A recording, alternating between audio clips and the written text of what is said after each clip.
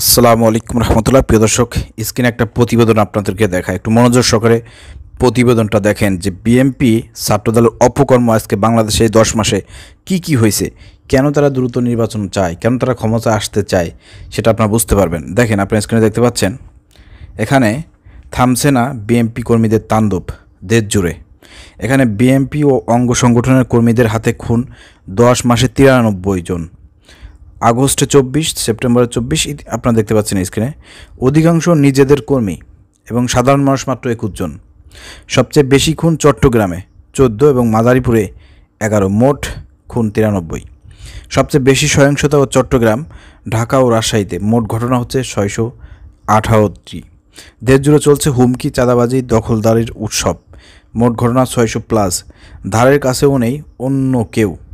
প্রিয় দর্শক, আপনারা দেখতে পাচ্ছেন। তো এই হচ্ছে অবস্থা। নতুন বাংলাদেশেও কি মানুষ নিরাপত্তা পাবে না? আচ্ছা, এটা হচ্ছে সবার এখন প্রশ্ন।